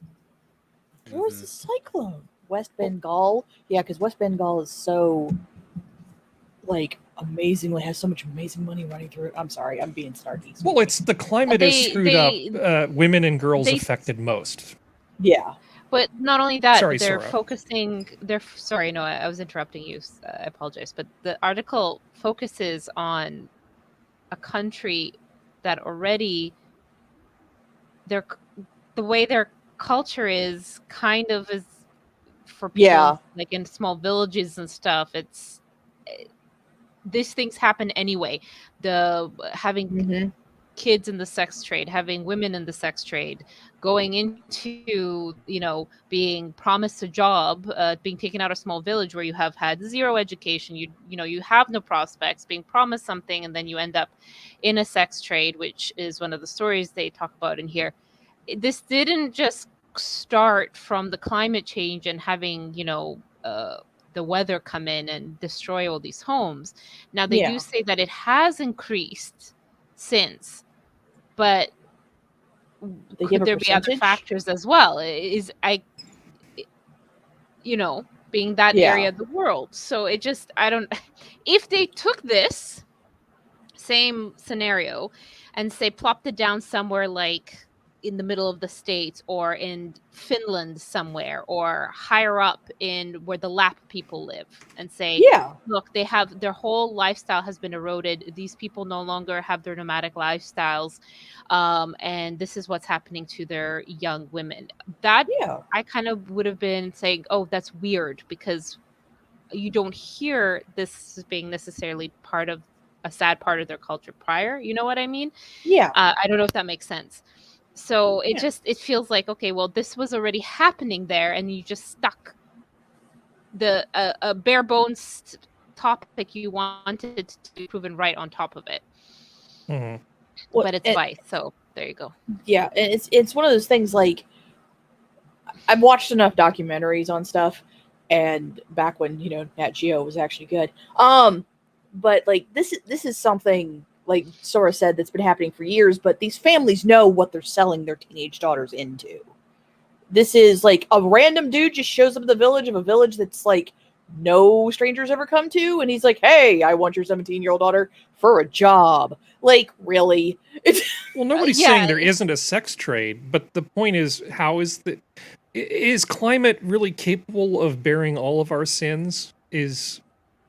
Well, and that's the thing is like this is probably just the writer probably just ran across a story that fit her bullshit. I can tell you what almost certainly happened. Mhm. This writer has an editor, and that Oh, yeah. editor said, "Our theme for the day is climate. Give me a story about climate." And she just basically tried to take something that, I mean, it's related to climate. I mean, there's climate where these people live in these shitty conditions. Yeah. So it's climate adjacent. So I can just basically take this article on sex trafficking and tweak it a little bit to make it be climate. And of course, since the United States is the cause of all the climate woes in the world, and it has China. nothing to do with India or China, Mhm. it's essentially my fault, Completely for fair. having like an SUV that these women are having to be involved in the flesh trade. It's my Yeah. fault, and I should feel guilty about the fact that there's parts of the world where terrible things happen. Damn you and your SUV. I don't have an SUV, I but know, anyway, but you get what I do. there you go. It's like, oh no, my SUV, it's the end of the world. End of the Yeah. world. I will recommend, if it's a bit of an aside, but since we're talking about Kolkata, there was Born into Brothels. It's a documentary from way back in the Mhm. mid-aughts that I ended up seeing I don't know how many times in school, but it is a very, very good documentary. It's about the kids of the red light district, Mhm. and it's just very interesting to see. And of course, again, this is back in early 2000s, what life is like there. So if you're interested, Born into Brothels is the name of the documentary, and I think it's very good. It's a very, very good one. It's worth seeing if you haven't. So that is an excellent idea. I mean, that sounds like a good documentary. I might have actually seen part of that. I don't remember for sure. So what about this, Sora? What do you think of this? Men cause more climate emissions than women, study finds. Because we fart more. By the way, It's like the men and cow women, argument. men and women fart approximately 13 times a day. This is a medical statistic. And women 13. fart. Jesus, what the hell's wrong with Women fart just about as much and as often as men do. No. Women Well, don't fart, Skep. They toot. Yeah. Okay. Well, there's a graph here, which is how you know it's important. So holidays, look at all of the holidays that men are taking in terms of greenhouse gases. Transport, we're driving around with our penises, just driving around. And Farting. food, we're roughly equal, right? And then home, we're roughly equal because, yeah. I mean, we run the air conditioning more than they What? do, and they run the What heat is more than we do. holidays? What does that mean? I'm trying to know. figure. Airplanes, cruises, Like those kinds RVs? of things. Whereas Like, do transport men- is. Well, hold on, I'm explaining it. Holidays is like men typically, take plane rides and boat rides. Women typically take train rides. It's probably sex tourism. That's and then- probably what Yeah. it is. Transport is like their daily conveyance. Lord. Men tend to drive bigger, more gas guzzly diesel cars. Women like their little tiny, hey, I can fit one bag of groceries in here. I don't understand. Economical cars. Okay, so this is terrible. The reason I hate this article. This is in Sweden, by the way. Well, okay, so they're talking about transport. It could just mean that more men drive further as part of their jobs. It could That mean too. any number of different things. It doesn't necessarily mean that men are inherently Less- bad and we're the There's- people destroying less the There's planet. so women are much wrong working. with. There's so much wrong with this. You can't even get a hold of it to criticize it. It's so bad in so many ways. This really is a goddamn waste of time. Well, it's Yeah. like It is. if you look at even the paragraph right above the graph, they throw swapping meat and dairy for plant-based foods in with the travel. Good Like, Lord. what does that have? Those two are not, and it says it only drops it by 40%. What is a train-based holidays? As I'm opposed to a plane-based. I know. I can Yeah, make all it's the assumptions too. I could reverse engineer it too. Okay. My point is rhetorical questions not meant to be answered. What do they even mean by these things? They don't explain their assumptions. They don't explain their operating principles. And I guarantee you they have a ton of them, a metric crap ton of assumptions in this that, you'll find if you ever could get a hold of them, they probably didn't even bother to write them down. Yet you would find that it supports a certain narrative. And men are bad, pollution is bad, women are good. Yay. Yeah. And let's What's- turn men and I- women against each other. That's Right. important because Yeah, everybody yeah, has to be very fighting all the freaking Oh, time. hell yeah. Sorry, functional. I respect your view because of where you come from, but I did some more digging into this. First of all, this is only taken just from Sweden, and Sweden they're very based on their research of the differences between men and women. Now, the actual numbers they're putting out, sure, I don't know if I can verify that. It's only one study in one journal. But they have been on track in saying there are distinct differences between men and women. There are biological and psychological differences between men and women, and we are going to study them, and we are going to unabashedly share these results. I don't know how much of a narrative there is behind it, Skep. There almost certainly is. Behind everything, there's always something, right? But I tend to lean into this a little bit more because of their previous avenues of research and the fact that they're open with saying, yes, there are these differences. So Well, they're obsessed with these differences, I think is probably a fair Are they, statement. though? They are just so worried general? about gender parity and things like that they've done a very good job of removing all the barriers, and yet people still seem to make the same choices and they end up with unequal outcomes. Yeah, but they're That's not the actively thing. trying to change those outcomes. Well, they've Not tried Sweden. to make it so that more women go into technical fields and so on. They've tried to do that, but as soon as you let people make their own choices, the human nature just kicks in. Yeah. Sweden, if anything, is proof that you can't engineer a society without basically putting your boot on people's necks and go, no. I know you feel empathy for people and you want to be involved in caregiving, but you better learn your trigonometry. Get back. And to they work." are relatively a tiny, tiny country. So Yeah. keep that in So if mind, too. anything, Sweden has actually shown us that with all the obstacles removed, people still end up following the same patterns. Yeah, So that's actually the most important thing we've learned from Sweden. that's a good thing. Yeah, and don't let horse meat end up in your meatballs at IKEA. Or the Young Turks studio. Yeah, I like IKEA. I can't help it. I do too. I don't have a problem with IKEA, although there is a certain point in your life where hopefully you'll never buy any more furniture from IKEA. But it definitely serves a Okay, purpose. Tyler. Yeah, I know. Let's see. So, more lifestyle sort of stuff. So, the Sun in the US is basically saying that a lot of people, in spite of the lockdown sort of coming to an end, are still going to just spend Thanksgiving by themselves. I think this seems really, really sad Yeah. because sharing food with people that you care about, whether it's friends or family or some combination of the two, is really, really good for your mental health and your emotional health. They're saying that, you know, many people plan to celebrate Thanksgiving alone this year despite lockdowns lifting, and that's fine. Is it? Is it actually fine? It's sad. It's It's a choice.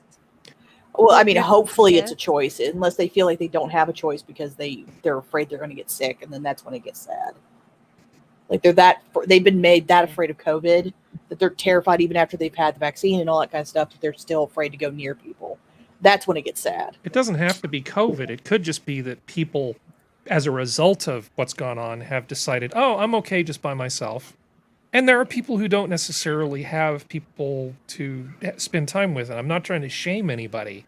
I understand that people are in all kinds of circumstances. But in my experience, what people try to do is, if you know that somebody's left alone on Thanksgiving, especially, at least in the US, you start saying, hey, do you want to join us? It doesn't matter if somebody's family or not. Everybody I know makes a real effort to make sure that everybody gets something. I mean, I have one friend who was divorced not too long ago, right before COVID kicked in, and I always take him a plate of stuff, you know, on the holidays and hang out with him and stuff. I don't leave my friends alone. This doesn't seem like a good thing to me. Maybe I'm just being far too trad all of a sudden. The percentiles that they keep throwing out are a little like it's weird to me, because it says like things like many 41% prefer to celebrate only with their immediate family, and data also revealed that 47% of respondents believe some holiday tradition should be left in the past. According to the findings, those include listening to family discuss politics, 49%, and kissing under the mistletoe, 39%. So I think what it's doing is it's sort of a little misleading in saying many, because when you think many, you're thinking, oh, well, it must be a huge uptick. And whether or not they're interviewing single people like your friend who like actually are alone, or if it's something like, you know, I'm going to be here with Elowin, it's just going to be the two of us. Do they count that as alone because we're not going to see family, or not No, having that's not family alone. over, or Alone means alone. are you sure? Because it doesn't seem to say what the aggregated data. Yeah, in the circumstance of the study, what did they? This is I'm like trying to make sense of the article. What's the like data this is like the sexual assault thing numbers that came out a long time ago, where it was like 1 in 4 women got sexually assaulted, and then you found out that it was the interviewers deciding what they considered sexual assault. It's well, like it was this. also self-reported amongst people in a like a night school for high school people who dropped out of high school. It was a very, very, very unique, narrow demographic. Yeah, and that's like, is this like all New Yorkers whose family lives on the West Coast, or vice versa? Like, what they don't break down the numbers, and it's only 2,000 people that they interviewed. Mhm. So it's one of those things where it's kind of like, I agree with functional. It's like we have to know, like, what was the age groups, like what was their family status, are some of these people just like they just like the last older family member died and all that kind of stuff, and they are alone like that. To go a deep dive, sure, but I mean, just even simple acknowledgement of this: were they alone, or were they? Yeah. Because again, you know, it says 41% want to celebrate only with their immediate family. I mean, in my households, it's pretty much all it's ever been. Yeah. You know, we don't really, every 7 years, I think there was a Hanukkah party where all the families and like cousins and uncles and, second cousins and quad cousins and like people I've never even, like they'll meet and whatever. But for the most part, on just like the typical holidays like Thanksgiving, Hanukkah, Christmas, these kinds of things, it usually only is immediate family. So I don't know. It's just weird. It's something that sort of gets my noggin a jogging, because two of the big one thing that they mentioned is COVID, but I think another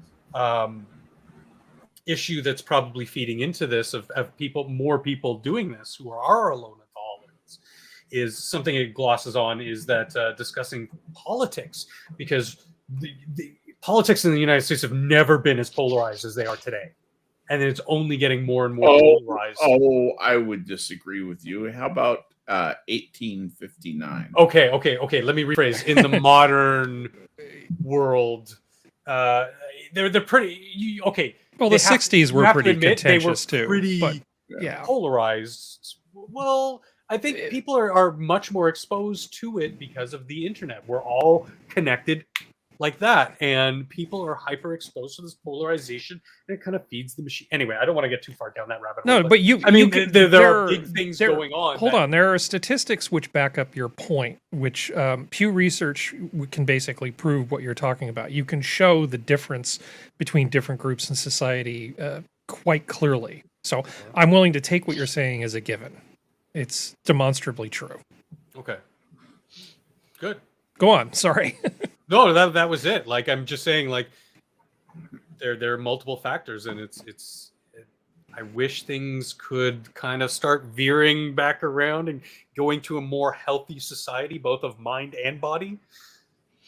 Well, you know, it's not nice to feel bad about going to your sisters or your uncles or something for a family meal when you know you're going to have a rough time of it because people are going to have differences of opinions, and if you talk about them, you'll be met with aggression. I mean, that's not, no matter what side you're on, that's never something people tend to look forward to. I think that's one of the biggest reasons why people don't want to go to family functions, is because they do disagree on certain levels about things. Like, I think that's a great observation, honestly. I hadn't even really thought about that too deeply. My main concern is there was another article that didn't make the cut, which was this article about how men basically aren't as much into sex as they used to be. And the reason it didn't make the cut is because they were trying to make a meal out of one statistic they pulled from the latest Match.com study that they talk about dating preferences. And they wrote this whole long article that was a lot of inflammatory bullshit.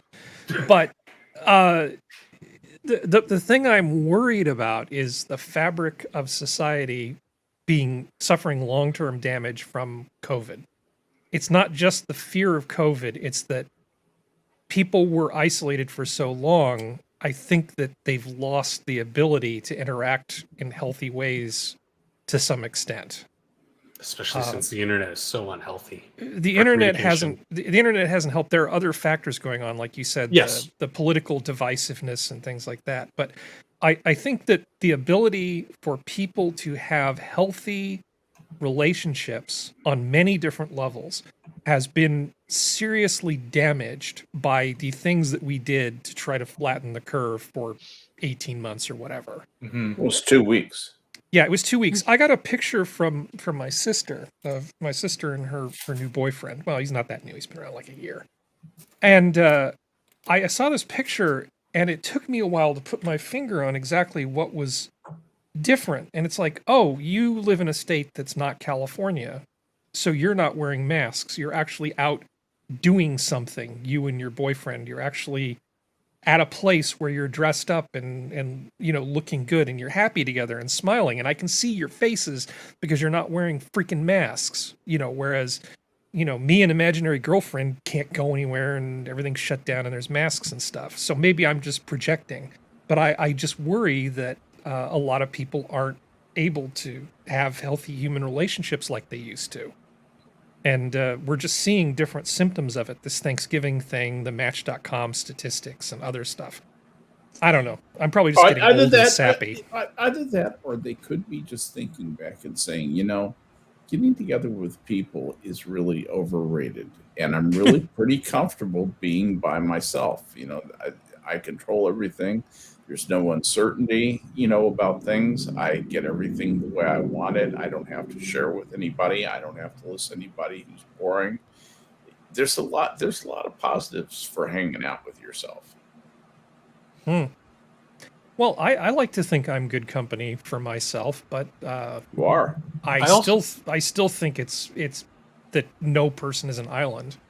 I think it'll be very, very interesting because of, like you were talking about, like like my state's like that. A lot of the states that are the flyover kind of states, I'm using air quotes, it's in the Midwest, are completely open. You can go to a restaurant. You don't need to wear a mask, all that kind of stuff. I think we're going to see a change in the dichotomy of people in bigger cities becoming even more aloof, I guess is the best way to phrase it, while the smaller, like the other states in the Midwest come together more because we are because we were allowed to still like be around family, because like my state only locked down for 2 weeks and then after that it was done. Because mostly West Virginians didn't listen.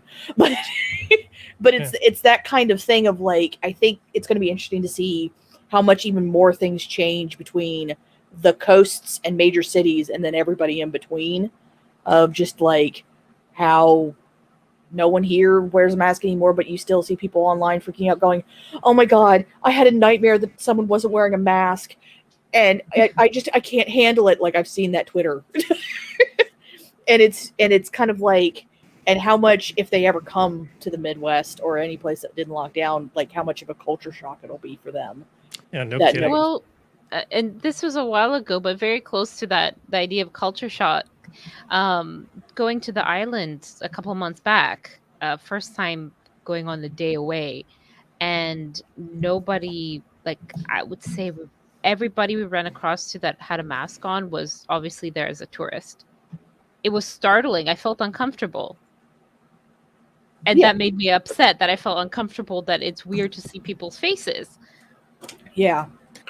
Yeah, well, just be glad that you're not like a small kid, trying to develop that part of your brain that knows how to read other people. And all of the kids are being told not to hug each other, not to peer over the splash shield like they have at the salad bar that they're using to separate the kids in the school. It's not good for the development of these kids to be doing this sort of thing. Anyway, sorry, I don't mean to. No, I agree. I hear what you're saying, Harry, and I can sense your and share to a great extent your concern over that. I'm a big believer in that no man is an island quote ends up with the words, any man's death diminishes me because I am involved in mankind. Therefore, I never send to ask for whom the bell tolls, it tolls for thee. I think we need that interaction with our fellows. I think that is the key to having a functioning society. And if the society doesn't function, the country won't function. We will lose everything we have if we stop, if we become too insular. That's a real concern. Yeah. Well, I'm clearly concerned about it. I think that we are messing with things that we don't understand as well as we probably should. The same group of people who are worried about small changes in the amount of CO2 in the atmosphere, tiny changes in that. Well, that's too dangerous to mess with, but wholesale changes in the way society functions. No problem. Oh, that's fine. No problem. We got this. Everything's fine. Just, as long as we've got Amazon delivery and internet porn and everything's fine. The meaning of words. We just change societal norms and do it overnight, under the cover of darkness overnight while you're not paying attention. Okay, but I think people are fighting back, as we saw in the Loudoun County kind of stuff. Well, let me move us on to something that I think is actually pretty cool. Christopher Walken is the boss. Christopher Walken is amazing. So Christopher Walken was on a TV set, and they're making this thing called Outlaws The Outlaws in the UK. It's got Christopher Walken and Stephen Merchant. I desperately want to see this show.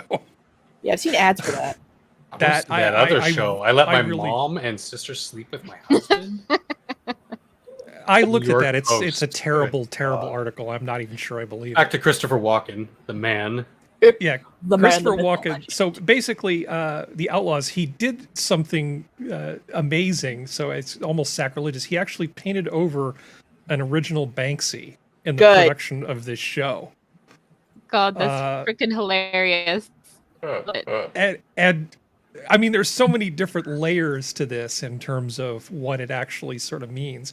But yeah, it was an actual thing. Now it was fine with Banksy to do this. I mean, they checked with the artist in terms of his sort of stuff. It doesn't particularly matter, but there are a lot of people who are like, "Oh my God, it's like this fine modern art thing," and he just painted over it. Yeah, he just painted They're all over over it. Bristol. You can see them all over the place. It's He fine. just painted over it because he is the boss.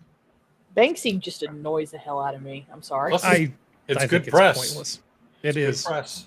What is the Very good. Banksy?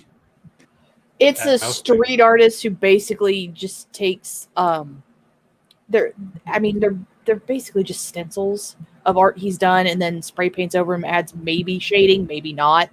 And people are like, "Oh my God, he's so against the proletariat," or whatever the heck they think he's against. He's very provocative. He did something, a number of his works, in quotes, have sold for a lot of money. And And one yet of he's the things that supposedly he, anti-establishment. yeah, one of the things that he sold went to some sort of gallery, and built into the frame was like this paper shredder.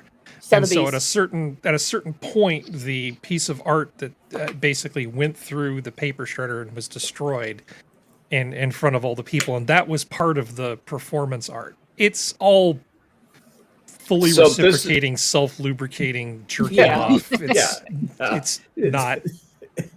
This is he? So he's an artist on the same level as Hunter Biden. He's Oh no, not No, nearly he's as more good as Hunter talented. Biden. performance art. No. But he does this thing with the thing that's being painted over is sort of an anthropomorphized rat. Mhm. And that's part of the visual language that he uses. He uses this particular symbol a lot in his graffiti art that sort of Okay. pops up in different places. I'm giving him far more time than he deserves. I think I'm sorry. I shouldn't have asked. the no, question. you're fine. It's just that the broader discussion of what is art and what isn't. I think that if there isn't technique involved in it, if it's just concept, it's not particularly art. You know, there has to be some craft in it to be art, and I don't see a spray painting a stencil as being art. But there are people who take his shit very seriously, and I love the fact that they painted over any of it. Yes. He's done Yes. some more detailed work than just stenciling, though. He's I- actually pretty good at using the rattle cans, but I'm not. Oh yeah. But he's got Warhol levels of self-promotion going on. Oh, definitely. Yeah. which I can actually respect a little bit, because at least, hey, the boy hustled hard, but at the same time, it's like you're just such a level of pretentious snobbery that you supposedly fight against, and I can't. Yeah, well, I'm gonna corner the market on Banksy NFTs, and then we'll be laughing. Yeah, no. Money laundering. Here we go. All right, and finally, in penis news, Yay! let's see. It's In just Austria, wrong. men are given sex with a beautiful girl for being vaccinated against the coronavirus. Vaccination station opens in brothel. Yeah. So how would you fit? Your prize is to get to be number 67, customer 67 for this Oh. lady to do. This Oh, beautiful no. lady. That day. Yeah, Yeah, just Yeah, she's that nice. day. Yeah. I didn't see No, anybody thank like you. that when I got my shot today. I wonder if they have to If keep the you masks had- on when they fuck. If you had beautiful single girls who were like, I just want a man who's vaccinated. Although I did have this one Sure, nurse that was of course, chatting me no. up a lot, but though I digress. Did she give you the eyes? She was giving me something. I was like, this is where I mentioned I have a girlfriend. Okay, so there's one She's quote from this imaginary. article, which, well, yeah, that's what we'd call her. There's one quote from this which I thought was interesting. Of course, women and children are not allowed to enter the brothel, but we have foreseen that too. There is a separate entrance to the vaccination room. Well, there you go. Where we put the dirty sheets. Yeah, don't worry. You don't have to go through the front, go to the front room to the whorehouse. You could just take the kids in the side door to the whorehouse. It's fine. they go through the peasant entrance in the back. I like Kate Campbell's response: take a poke, give a poke, and I like Frosty Glass's response: yeah, when I want to Oh, right. avoid disease, I go to a brothal. Yes. Well, sorry, That's it. chat. I was not paying attention. I'm I'm suck. sorry, sir. Deliveries are in the rear. Exactly. Woo! Giggity. Where every man has gone before. Yes, yes. I already know the joke that Skep's referring to. Let's see. So that is the end of our show tonight. Does anybody have anything else they want to unburden themselves with before we go? Vent No. the spleen. Yeah, I've given up on humans again. Yeah, humanity was a I'm mistake. It was. Someone in the Discord, like I can't remember if it was Geodes or whoever shared this like pic of someone saying, "Oh, this is my roommate. She cons like guys into getting the vaccine so they could go out with her, and then she ghosts them." So I don't know if that's true or if anyone actually does that. But to go back to our like people just having their holidays alone, if people are actually doing this where you reach out and you're trying to date and you're trying to connect with people during a time of COVID and limited sort of entertainment you can go to, and you say, you're like, okay, I'll get vaccinated because I want to meet people, I want to go out on dates and do things, and then this happens to you. Yeah, I wouldn't want to go out and have turkey with somebody. I just like screw it. It's safer at home. I'm done. Yeah. So F you. it's very sad. It's really actually very Yeah. sad. We're making light of it, but it is quite depressing. But yeah, I hope it's not true. But knowing TikTok and how Twitter it's and true. everything is, that yeah, I bet. Yeah, it is. that's where the repository of truth. Well, without seeing the girl, it's like I very rarely believe those stories just for the sheer fact that most of them are not half as hot as they think they are. well, Not I'm without gonna go ahead. filters. I'm gonna go ahead and shut this thing down. Be good to each other, people. Good night. Fine. Get your pets Good night, spayed. everybody. Good night.